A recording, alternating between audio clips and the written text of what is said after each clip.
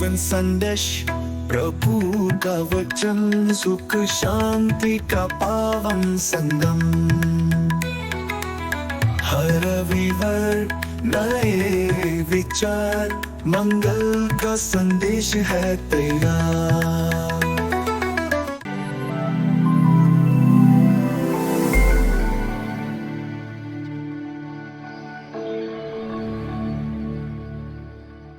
ख्रीस्त में प्यारे भाई और बहनों, आज हम रोम में स्थित संत योहन लातेरन महामंदिर के समर्पण का पर्व मनाते हैं।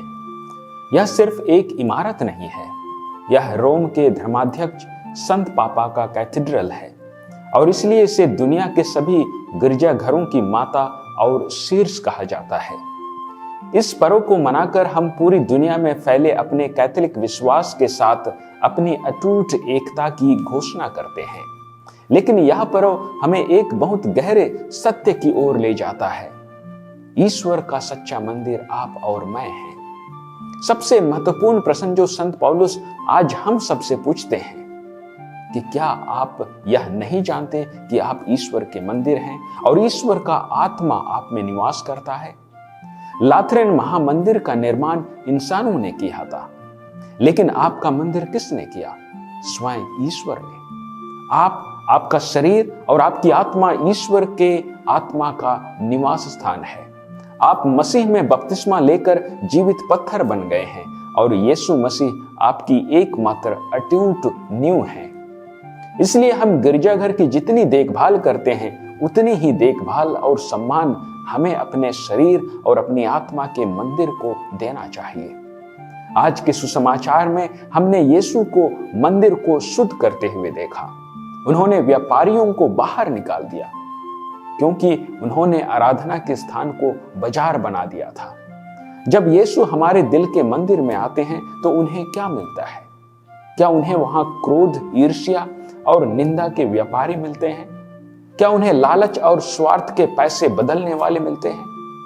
क्या हम प्रार्थना की जगह अपनी चिंताएं और दुनियादारी की फिक्र को प्राथमिकता देते हैं? यीशु भी हमारे जीवन में आते हैं, ना कि ध्वंस करने, बल्कि प्रेम की कोड़े से हमारे मंदिर को शुद्ध करने।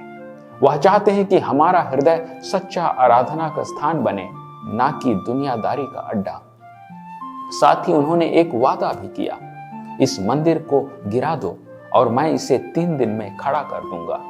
यह उनके शरीर के मंदिर और उनके पुनरुत्थान की शक्ति को दर्शाता है। यह हमें आशा देता है कि जब हम पाप में गिर जाते हैं तो वह हमें फिर से खड़ा करने की शक्ति रखते हैं। एजिकियल नबी ने मंदिर के द्वार से बहने वाली एक छोटी सी धारा का दर्शन देखा। यह धारा बढ़ती गई, नदी बन गई और जहां भी बही वहां जीवन और उपचार लेकर आई। यह जीवनदायिनी जल कहां से बहता है? यह बेसिलिका की नींव से नहीं, बल्कि मसीह के क्रूस से और संस्कारों से बहता है।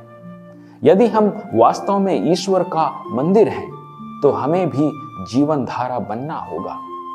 हमारे जीवन से प्रेम, दया और सेवा की धारा बहनी चाहिए। हमें अपने घर, कार्यस्थल और समाज में उपचार और आशा लानी चाहिए। क्या आपके आसपास की दुनिया आपके प्रेम से सिंचित हो रही है? क्या आपके पड़ोसी, आपके सहकर्मी आपके जीवन में बहने वाले जीवित जल को महसूस करते हैं? आज लातेरन बेसिलिका के इस पर्व पर हम अपनी 3 प्रतिज्ञाएं नवीनीकृत करें। पहला, मैं अपना सम्मान करूंगा। मैं अपने शरीर और आत्मा के मंदिर का सम्मान करूंगा क्योंकि ईश्वर का आत्मा मुझ में निवास करता है। दूसरा, मैं अपनी शुद्धिकरण चाहूंगा। मैं यीशु को अपने हृदय के बाजार को शुद्ध करने दूंगा।